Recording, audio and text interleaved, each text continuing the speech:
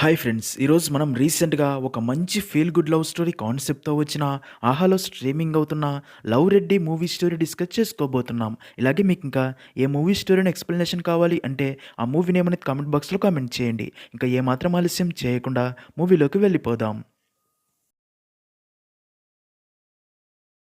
Movie start అవ్వగానే కర్ణాటక, ఆంధ్ర బార్డర్‌లోని ఒక ఊర్లో ఉండే మన మూవీలో మెయిన్ క్యారెక్టర్ అయిన నారాయణ రెడ్డిని చూపిస్తారు. ఒకరోజు నారాయణ తన షర్ట్‌కి అండ్ చేతికి రక్తంతో అటుగా వస్తున్న బస్సును ఆపి బస్సు ఎక్కి సీట్‌లో కూర్చోగా అదే బస్సులో ఉన్న ఒక పాప నారాయణని చూసి తన దగ్గరికి వచ్చి, "ఎందుకన్నా ఏడుస్తున్నావు? కింద పడిపోయావా?" "అవును, ఈరోజు దివ్య అక్క రాలేదా?" అని అడగ్గా అది విన్న నారాయణ బాధతో జరిగింది గుర్తు చేసుకుంటాడు. ఇక్కడే స్టోరీ కొన్ని నెలల వెనక్కి ఫ్లాష్ బ్యాక్‌లోకి వెళ్తుంది. సీన్ కట్ చేస్తే నారాయణకి పెళ్లి చేయాలని తన ఫ్యామిలీ ఇప్పటిదాకా 15 పెళ్లి సంబంధాలు చూసి ఉంటారు. అయితే పెళ్లి చూపులకు వెళ్ళిన ప్రతి చోట నారాయణ అమ్మాయి తనకి నచ్చలేదు అని రిజెక్ట్ చేస్తూ ఉంటాడు. దాంతో నారాయణ ఫ్యామిలీ నారాయణకి తనకి నచ్చిన అమ్మాయి ఎప్పుడు కనిపిస్తుందో, ఎప్పుడు పెళ్లి చేసుకుంటాడో అని ఫీల్ అవుతూ ఉంటారు. ఇంకా నారాయణ తమ్ముడైన అరుణ్ ఒక అమ్మాయిని ప్రేమిస్తూ నారాయణకి పెళ్లి అయితే తన ప్రేమ విషయం ఇంట్లో చెప్పి పెళ్లి చేసుకోవాలని, అందుకే తన అన్నయ్య నారాయణ పెళ్లి త్వరగా జరగాలి అని వెయిట్ చేస్తూ ఉంటాడు. ఇలా ఉండగా ఒకరోజు నారాయణ బెంగళూరులో తనకి 20% షేర్ ఉన్న గార్మెంట్స్ ఫ్యాక్టరీకి వెళ్లి తిరిగి ఊరికి వస్తూ ఉండగా తమ పక్క ఊరి బస్ స్టాప్ దగ్గర ఒక ఫ్రూట్స్ అమ్మే మహిళకి హెల్ప్ చేస్తున్న దివ్య అనే అమ్మాయిని మొదట చూడగానే నారాయణకి బాగా నచ్చేస్తుంది. తనని అలాగే చూస్తూ ఉండిపోతాడు. అలా దివ్య బస్సు దిగి వెళ్ళిపోయినా సరే తన గురించే ఆలోచిస్తూ తన ఫేస్ని గుర్తు చేసుకుని చాలా హ్యాపీగా ఉంటాడు. నారాయణ హ్యాపీగా ఉండడం చూసిన తన ఫ్యామిలీ మరొక పెళ్లి సంబంధం చూసి నారాయణని పెళ్లి చూపులకు తీసుకుని వెళ్తారు. అయితే ఆ పెళ్లి కూతురు ఎవరో కాదు, అదే దివ్య.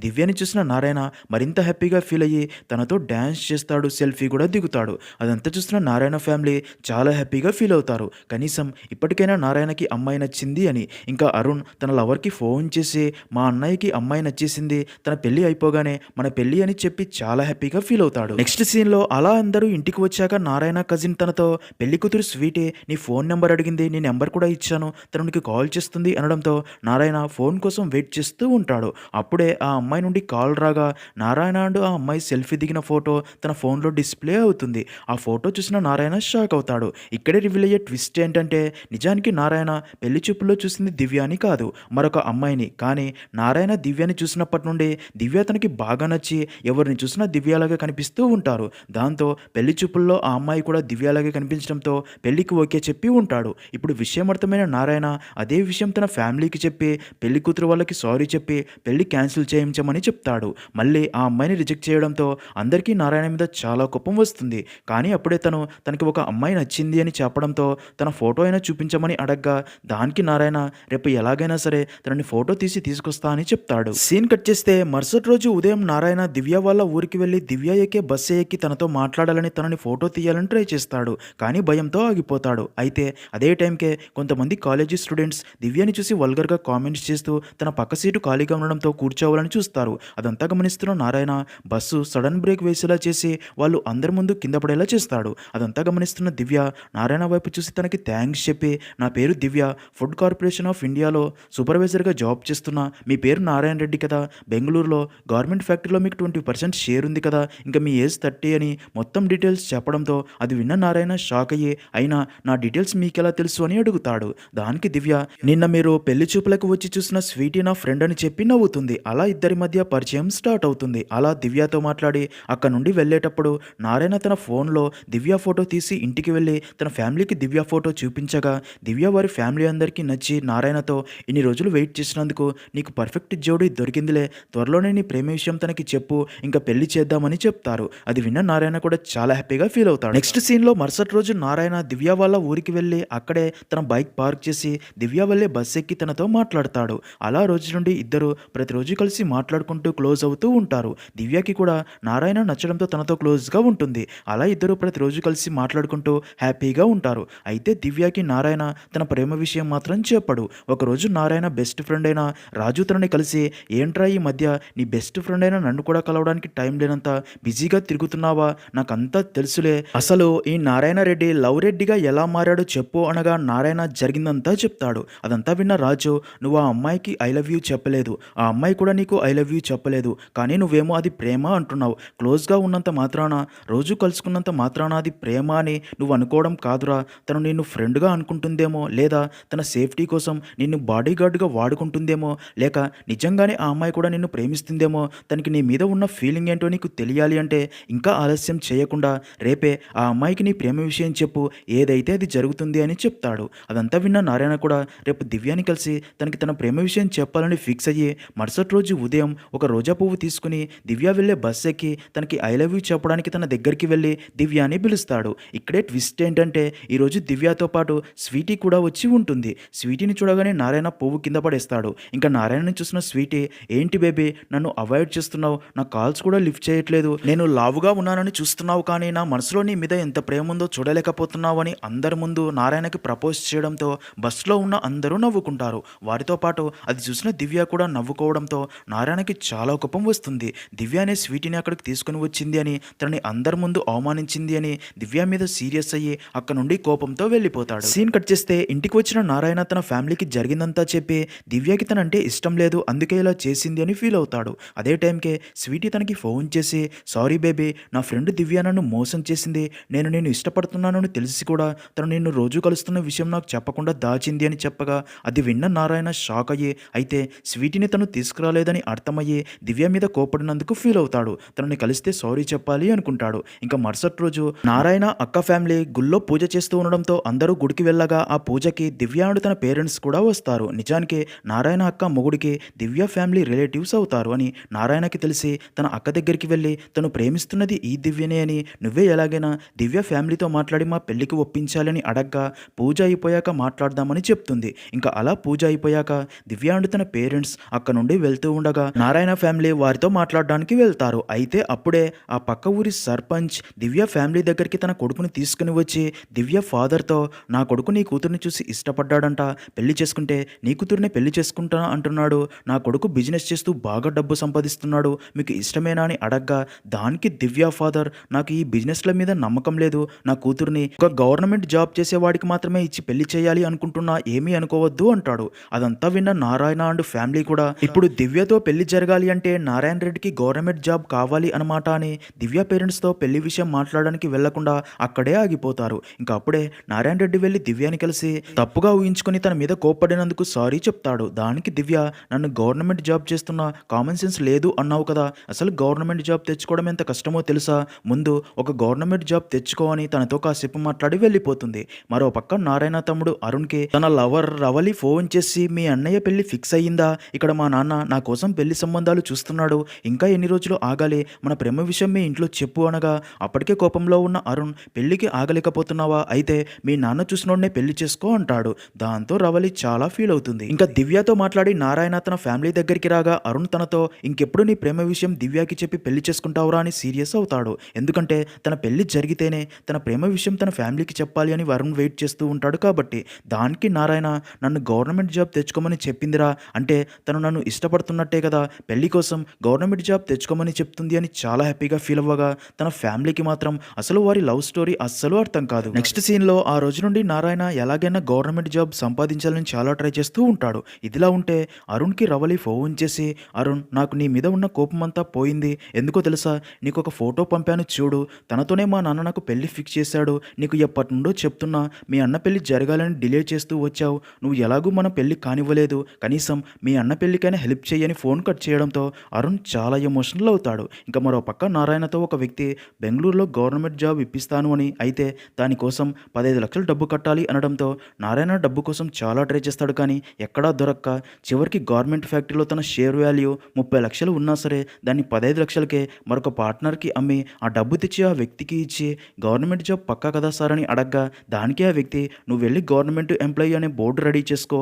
నీకు గవర్నమెంట్ జాబ్ పక్కా అని చెప్పడంతో నారాయణ చాలా హ్యాపీగా ఫీల్ అయ్యి మరుసటి రోజు తనకి గవర్నమెంట్ జాబ్ రాబోతుంది అన్న విషయం దివ్యకి చెప్పడానికి వెళ్తాడు. అయితే ఇక్కడే ట్విస్ట్ ఏంటంటే అప్పుడే తను జాబ్ కోసం డబ్బు కట్టిన వ్యక్తి జాబ్స్ ఇప్పిస్తా అని డబ్బు తీసుకుని మోసం చేస్తుంటాడు అని పోలీసులు తనని అరెస్ట్ చేసిన వీడియో చూసి షాక్లో ఉండగా నారాయణని చూసిన దివ్య తన దగ్గరికి వచ్చి, 2 రోజులుగా కనిపించడం లేదు, కొంపదీసి నిన్ను గవర్నమెంట్ జాబ్ తెచ్చుకో అన్న మాట సీరియస్గా తీసుకున్నావా ఏంటి, నేను అది జోక్గా అన్నాను అనడంతో అది విన్న నారాయణకి అసలు దివ్య తనని ప్రేమిస్తుందా లేదా ఏది అర్థం కాక షాక్లో ఉండిపోతాడు. సీన్ కట్ చేస్తే నారాయణ అదే బాధలో ఇంటికి రాగా గార్మెంట్ ఫ్యాక్టరీలో తన షేర్ అమ్మి డబ్బు తీసుకుని జాబ్కి కట్టి మోసపోయాడు అన్న విషయం తన ఫ్యామిలీకి తెలిసి అందరూ నారాయణపై సీరియస్ అవుతారు. కానీ అరుణ్ మాత్రం అన్నయ్య తిని తాగడానికి ఏమైనా ఖర్చు పెట్టాడా ఏంటి, జాబ్ కోసమే కదా అని తన అన్నయ్యకి సపోర్ట్ చేస్తాడు. ఇంకా నారాయణ జరిగింది తలుచుకుని బాధపడుతూ బాగా ఆలోచించి తన ఫ్రెండ్ రాజుని కలిసి తనతో దివ్య చెప్పింది ఒకవేళ నేను నెగిటివ్గా ఆలోచిస్తున్నానేమో, తను నాతో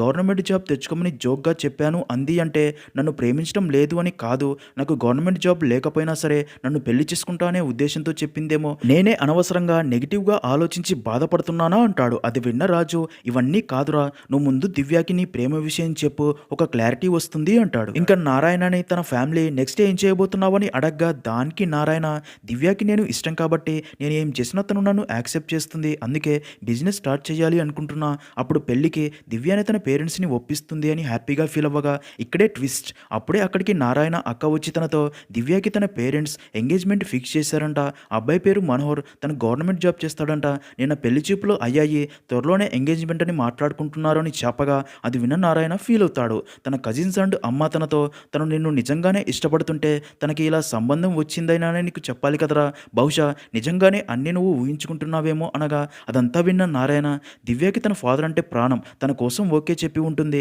అలాగే నేనంటే కూడా తనకి ఇష్టం, ఆ విషయం నాకు తెలుసు, అయినా సరే మీకోసం రేపే తనకి నా ప్రేమ విషయం చెప్తాను అని అలా మరుసటి రోజు బస్ స్టాప్ దగ్గరికి వెళ్ళి వెయిట్ చేయగా దివ్య రాదు. దాంతో తన ఇంటి దగ్గరికి వెళ్ళగా అప్పుడే నారాయణకి తెలిసే విషయం ఏంటంటే దివ్య అవ్వ చనిపోయింది అని. అందుకే ఈ సిచ్యుయేషన్లో దివ్యాని కలిసి చెప్పడం ఇష్టం లేక ఇంటికి తిరిగి వస్తాడు. తన ఫ్యామిలీ చెప్పావా అని అడగ్గా దానికి నారాయణ దివ్య అవ్వ చనిపోయింది, అందుకే చెప్పకుండా తిరిగి వచ్చేసా అనగా దానికి తన కజిన్ అయితే వారం రోజుల దాకా నువ్వు వెయిట్ చేయాల్సిందే అంటాడు. అది విన్న నారాయణ దివ్య గురించే ఆలోచిస్తూ ఉంటాడు. అలా కొన్ని రోజులు గడిచిపోతాయి. అయితే ఇక్కడే అదిరిపోయే ట్విస్ట్ ఏంటంటే ఒకరోజు దివ్యతో ఎంగేజ్మెంట్ అయిన మనోహర్ అరుణ్కి ఫోన్ చేయడం నారాయణ అండ్ తన ఫ్యామిలీ చూసి వాడు నీకెందుకు ఫోన్ చేస్తున్నాడని అడగ్గా అరుణ్ జరిగింది చెప్పడం స్టార్ట్ చేస్తాడు. నిజానికి ఇప్పుడు దివ్యతో ఎంగేజ్మెంట్ జరగబోయే మనోహర్తోనే అరుణ్ లవ్ చేస్తున్న రవలితో పెళ్లి ఫిక్స్ అయి ఉంటుంది. అయితే ఈ పెళ్లి ఎలాగైనా క్యాన్సిల్ చేయాలి అని అరుణ్ అండ్ రవలి మనోహర్ని కలిసి తాము చాలా కాలంగా ప్రేమించుకుంటున్నామని, అందుకే ఈ పెళ్లి క్యాన్సిల్ అయ్యేలా మీరే చేయాలి అనగా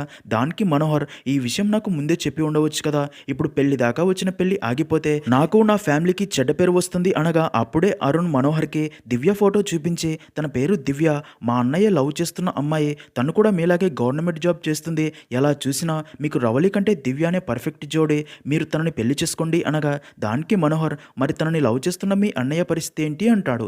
దానికి అరుణ్ దివ్య మా అన్నయ్యని ప్రేమిస్తున్నట్లు ఇప్పటిదాకా చెప్పలేదు, మా అన్నయ్యే అన్నీ ఊహించుకుంటున్నాడు అనడంతో మనోహర్కి కూడా దివ్య బాగా నచ్చి రవలితో పెళ్లి క్యాన్సిల్ చేసుకుని ఇప్పుడు దివ్యతో ఎంగేజ్మెంట్ చేసుకోబోతూ ఉంటాడు. అదంతా విన్న తన ఫ్యామిలీ సొంత అన్నయ్యనే మోసం చేయాలి అని ఎలా అనిపించిందిరా అని సీరియస్ అవ్వగా దానికి అరుణ్ నన్ను సొంత తమ్ముడు అనుకుని ఉంటే ఇప్పటికే ఎవరినో ఒకరిని పెళ్లి చేసుకుని ఉండేవాడు, అప్పుడు నేను ప్రేమించిన అమ్మాయితో నాకు పెళ్లి అయ్యేది, కానీ నచ్చిన అమ్మాయి దొరకాలి అని ఇప్పటిదాకా వీడంటే ఇష్టమని కూడా చెప్పని అమ్మాయి చుట్టూ తిరుగుతూ టైం వేస్ట్ చేసుకుంటున్నాడు, రవలి నన్ను లవ్ చేస్తుంది అని నా దగ్గర ప్రూఫ్ ఉంది, దివ్య నన్ను లవ్ చేస్తున్నట్లు ఏంట్రా ప్రూఫ్, అలా ప్రూఫ్ చూపిస్తే నేను చేసింది తప్పు అని ఇప్పుడే ఒప్పుకుంటా, అసలు దివ్య వీడిని ఇష్టపడట్లేదు, అలా ఇష్టం ఉంటే మనోహర్ సంబంధానికి ఎందుకు ఓకే చెప్తుంది, అయినా మీ అందరికీ వాడి మీదనే ప్రేమ ఉంది, నా మీద ప్రేమ లేదు అని చాలా ఎమోషనల్ అవ్వగా దానికి తన ఫ్యామిలీ మాకు నారాయణ ఎంత ఇష్టమో నువ్వు కూడా అంతే ఇష్టం రా, కానీ నీ ప్రేమ విషయం మాకు చెప్పకుండా నీ మనసులో దాచుకొని నువ్వు ఒంటరి అని ఫీల్ అవుతున్నావు, నువ్వు ఎప్పటికీ ఒంటరి కాదు అని చెప్తూ ఉండగా అప్పుడే అరుణ్కి రవలి ఫోన్ చేయగానే అది చూసిన నారాయణ ఫోన్ లిఫ్ట్ చేసి మీ పెళ్లి తప్పకుండా జరుగుతుందమ్మా, నువ్వేం టెన్షన్ పడకు, మీ పేరెంట్స్తో వచ్చి మేము మాట్లాడతాము అని చెప్పడంతో రవలి చాలా హ్యాపీగా ఫీల్ అవ్వగా తన ఫ్యామిలీని తప్పుగా అనుకున్నందుకు అరుణ్ కూడా ఫీల్ అవుతాడు. సీన్ కట్ చేస్తే అదే రోజు రాత్రి అరుణ్ అండ్ నారాయణ దివ్యతో ఎంగేజ్మెంట్ ఫిక్స్ అయిన మనోహర్ దగ్గరికి వెళ్ళి అరుణ్ చేసిన దానికి సారీ చెప్పి దివ్య అంటే తనకి ఎంత ఇష్టమో చెప్పి ఈ ఎంగేజ్మెంట్ క్యాన్సిల్ చేసుకోమని అడగ్గా అప్పటికే ఫుల్గా డ్రింక్ చేసిన మనోహర్ దివ్య గురించి వల్గర్గా మాట్లాడడంతో నారాయణకి చాలా కోపం వచ్చి మనోహర్ని బాగా కొట్టి వార్నింగ్ ఇవ్వడంతో తను ఎంగేజ్మెంట్ క్యాన్సిల్ చేసుకుంటా అని చెప్పి వెళ్ళిపోతాడు. దాంతో నారాయణ చాలా హ్యాపీగా ఫీల్ అయ్యే తర్వాత అరుణ్ అండ్ రవలికి ఎంగేజ్మెంట్ చాలా గ్రాండ్గా చేస్తారు. ఇంకా నారాయణ దివ్య తనదే అని హ్యాపీగా ఉండగా అప్పుడే అక్కడికి స్వీటీ తన అన్నయ్యలతో వచ్చి నారాయణతో పైన పైన అందాన్ని చూసి ఆ దివ్యని నువ్వు పిచ్చిగా ప్రేమిస్తున్నావు, కానీ అందంగా లేని మనిషికి కూడా మనసు ఉంటుంది, నేను నిన్ను ప్రేమిస్తుంటే నువ్వు దివ్యాని ప్రేమిస్తున్నావు, కానీ దివ్యకి నువ్వు అసలు ఇష్టమే లేదనుకుంటా, అందుకే మనోహర్తో ఎంగేజ్మెంట్ క్యాన్సిల్ అవ్వగానే మళ్ళీ మరొక పెళ్లి సంబంధం ఫిక్స్ చేశారు, 10 రోజుల్లో పెళ్లి కూడా ఫిక్స్ చేయబోతున్నారంట, ఇప్పటికైనా నిన్ను ప్రేమించే నా గురించి ఆలోచించి ఆలోచించు అని చెప్పి వెళ్ళిపోతుంది. అదంతా విన్న నారాయణతో పాటు తన ఫ్యామిలీ కూడా షాక్ అయ్యి, నారాయణతో తన అమ్మ స్వీటీ చెప్పిన దాంట్లో కూడా నిజముంది కదరా, అసలు ఈ ముసుగులో గుద్దులాటలు ఎందుకు, నువ్వు దివ్యాని కలిసి అసలు తనకి నువ్వంటే ఇష్టమో కాదో తెలుసుకో, అదే అందరికీ మంచిది అంటుంది. నెక్స్ట్ సీన్లో మరుసటి రోజు బాగా ఆలోచించిన నారాయణ ఈ రోజు ఎలాగైనా దివ్యాని కలిసి తన ప్రేమ విషయం చెప్పాలి అని అలా వెళ్ళి దివ్యాని కలిసి, మా ఇంట్లో అందరికీ మన ఇద్దరి మధ్య ఉన్న ప్రేమ అర్థం కావటం లేదు, నువ్వు మీ నాన్న కోసం పెళ్లికి ఓకే చెప్పావని పాపం వారికి తెలియదు దివ్య, అందుకే అలా మాట్లాడుతున్నారు, నేను వారి మాటలు పట్టించుకోలేదులే అంటాడు. ఇక్కడే ట్విస్ట్ ఏంటంటే అదంతా విన్న దివ్య, అసలు మన ఇద్దరి మధ్య ఏముంది, నువ్వు నన్ను నిజంగానే ఇష్టపడుతున్నావా, మరి ఆ విషయం నువ్వు నాకు తెలిసేలా చేయాలి కదా, నాకైతే నీ మీద అలాంటి ఫీలింగ్స్ ఎప్పుడూ రాలేదు, నువ్వు నాతో క్లోజ్గా ఉన్నావని ఒక ఫ్రెండ్గా నేను కూడా నీతో క్లోజ్గా ఉన్నా, నీకు నువ్వే అన్ని ఇమాజిన్ చేసుకుని ప్రేమ అనుకుంటే నేనేం చేయగలను అంటుంది. అది విన్న నారాయణ షాక్ అయ్యి, నువ్వు అబద్ధం చెప్తున్నావు దివ్య, నీకు నేనంటే ఇష్టమే, ఓ నీ ఫాదర్కి భయపడి ఇలా చెప్తున్నావు కదా అనగా, దానికి దివ్య, నేను ఏమైనా చిన్నపిల్లనా, నేను ఏదైనా నాకు ఇష్టమైతేనే చేస్తా, లేదంటే ఎవ్వరికీ భయపడి ఓకే చెప్పను అని కోపంతో అక్కడ నుండి వెళ్ళిపోతుంది.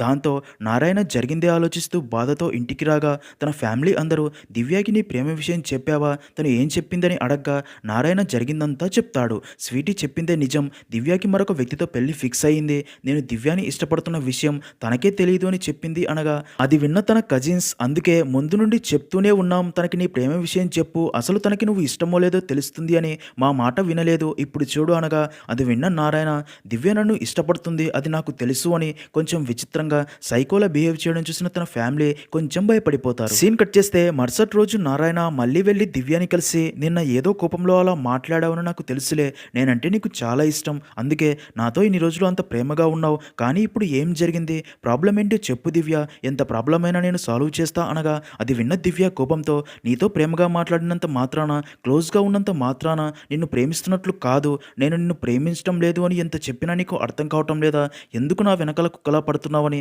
తన చెంప మీద కొట్టి, ఇంకెప్పుడు నన్ను డిస్టర్బ్ చేయకు అంటుంది. దాంతో నారాయణ చాలా ఎమోషనల్ అవుతాడు. దివ్య తనతో ఉన్న మెమరీస్ అన్ని గుర్తు చేసుకుని బాధపడుతూ ఒంటరిగా ఉంటాడు. అలా కొన్ని రోజులు గడిచిపోతాయి. నారాయణ్ని అలా చూస్తున్న తన ఫ్యామిలీ తనని ఓదారుస్తారు. నెక్స్ట్ సీన్లో దివ్య బస్సులో వెళ్తూ ఉండగా దివ్య అని పిలవడంతో పిలిచింది నారాయణే అనుకుని దివ్య చాలా హ్యాపీగా వెనక్కి తిరిగి చూస్తుంది. కానీ అక్కడ నారాయణ ఉండడు. నిజానికి దివ్య కూడా నారాయణని ప్రాణంగా ప్రేమించి ఉంటుంది. ఇక్కడే మనకి ఒక చిన్న ఫ్లాష్ బ్యాక్ని చూపిస్తారు. గుడికి వెళ్లే రోజే దివ్య నారాయణతో తనని ప్రేమిస్తున్న విషయం చెప్పి, ఎలాగైనా గవర్నమెంట్ జాబ్ తెచ్చుకో, పెళ్లి చేసుకుందామని చెప్పాలి అనుకుని ఉంటుంది. అయితే అప్పుడే దివ్య ఫాదర్ దివ్య కోసం గవర్నమెంట్ జాబ్ ఉన్న మనోహర్ సంబంధం గురించి చెప్పగా, అది విన్న దివ్య తన ఫాదర్కి తనకి నారాయణ రెడ్డి అంటే ఇష్టమని, ఇద్దరం ప్రేమించుకుంటున్నామని చెప్తుంది. అది విన్న దివ్య ఫాదర్, తెలుసమ్మా, ఊర్లో అందరూ మాట్లాడుకుంటున్నారు, ఈ విషయం ఊర్లో వారికి తెలియకముందే నువ్వు నాకు చెప్పి ఉంటే ఆలోచించేవాడిని, కానీ ఊర్లో అందరికీ తెలిసాక ఇప్పుడు పెళ్లి చేస్తే స్కూల్ మాస్టర్కి మరొక దారి లేక తన కూతురిని వాడికే ఇచ్చి పెళ్లి చేశారని మాట్లాడుకుంటారు. అయినా నాకు ఈ ప్రేమ దోమ అస్సలు నచ్చదు, నువ్వు నేను చూసినా గవర్నమెంట్ జాబ్ ఉన్నవాడిని పెళ్లి చేసుకోవాలి, రేపే పెళ్లి కొడుకు ఫ్యామిలీ నేను చూసుకోవడానికి వస్తున్నారు, రెడీ అవ్వాలి అని చెప్పగా దివ్య తన ఫాదర్ మాటలు వినదు. దాంతో దివ్య ఫాదర్కి చాలా కోపం వస్తుంది. అప్పుడే ఊర్లో వాళ్ళు దివ్య వాళ్ళ దూడని పట్టుకొని వచ్చి దివ్య ఫాదర్తో, మీ దూడ మా పొలం మొత్తం నాశనం చేసింది, ఇంకోసారి ఇలా మీ దూడ మా పొలాల్లోకి వస్తే మీదే బాధ్యత అని బాగా తిట్టి వెళ్ళిపోగా, దివ్య ఫాదర్, దీన్ని పెంచింది నేనే కాబట్టి తప్పు నాదే అని అది తినే ఫుడ్లో పాయిజన్ కలిపి దానికి తినిపించబోగా, అది చూసిన దివ్య తన ఫాదర్ దగ్గరికి వచ్చి తనని ఆపి, ఇదంతా నా మీద కోపంతోనే కదా నాన్న చేస్తున్నారు, సరే నాన్న నువ్వు చెప్పినట్లే వింటా, నారాయణని మర్చిపోతా, నువ్వు చూసిన వాడిని పెళ్లి చేసుకుంటా అని చాలా ఎమోషనల్ అవ్వగా, అది చూసిన తన ఫాదర్, నువ్వు ఇలా ఏడవడం కూడా నాకు ఇష్టం లేదు, సంతోషంగా ఉండాలి అని చెప్పడంతో దివ్య తన మనసు నిండా బాధతో పైకి మాత్రం తన ఫాదర్ కోసం నవ్వుతూ పెళ్లికి ఓకే చెప్తుంది. అలా దివ్య అండ్ మనోహర్లకి ఎంగేజ్మెంట్ జరుగుతుంది. కానీ ప్రతిరోజు నారాయణ తన కోసం బాధపడడం చూసి లోపల తను కూడా బాధపడుతూ ఉంటుంది. నారాయణ అంటే తనకి ఎంత ఇష్టం ఉన్నా సరే ఇష్టం లేనట్టు తనతో బిహేవ్ చేస్తూ ఉంటుంది. సీన్ కట్ చేస్తే ఒక రోజు నారాయణ బస్ స్టాప్ లోనే కూర్చొని బాధపడుతూ ఉండడం చూసిన దివ్య తన దగ్గరికి వెళ్ళి, నువ్వు నన్ను ప్రేమించినా సరే నేను నిన్ను ప్రేమించలేదు, ఇద్దరు ఇష్టపడితేనే కదా అది ప్రేమ అవుతుంది, అందుకే నీ ఫ్యామిలీ కోసమైనా పెళ్లి చేసుకుని నన్ను మర్చిపోయి హ్యాపీగా ఉండు అనగా, దానికి నారాయణ, నువ్వు నన్ను ప్రేమిస్తున్నావు దివ్య, కానీ అది నాకు చెప్పలేకపోతున్నావు, ప్రాబ్లం ఏంటో చెప్పు అని అడుగుతూ ఉండగా అప్పుడే అక్కడికి దివ్య ఫాదర్ వస్తాడు. నారాయణ దివ్య ఫాదర్తో దివ్యాని తను ఎంతలా ప్రేమిస్తున్నాడో, దివ్య అంటే తనకు ఎంత ఇష్టమో చెప్పి, అలాగే దివ్యకు కూడా నేనంటే ఇష్టమని చెప్పి చాలా ఎమోషనల్ అవ్వగా, అదంతా విన్న దివ్యకి నారాయణ తనని ఎంతలా ప్రేమిస్తున్నాడో అర్థమయ్యి తను కూడా చాలా ఎమోషనల్ అయ్యి నారాయణకి ఐ లవ్ యూ చెప్పాలి అనుకుంటుంది. అది గమనించిన దివ్య ఫాదర్, నా కూతురికి వివేక్ వివేక్ అనే ఐటీ జాబ్ చేసే అబ్బాయితో పెళ్లి ఫిక్స్ చేశాను అని చెప్పి దివ్యాని అక్కడ నుండి తీసుకెళ్లబోగా నారాయణ కోపంతో దివ్య ఫాదర్ కాలర్ పట్టుకుంటాడు. దాంతో దివ్య నారాయణని కొట్టి తన ఫాదర్ని అక్కడ నుండి తీసుకెళ్తుంది. దాంతో నారాయణ చాలా బాధపడతాడు.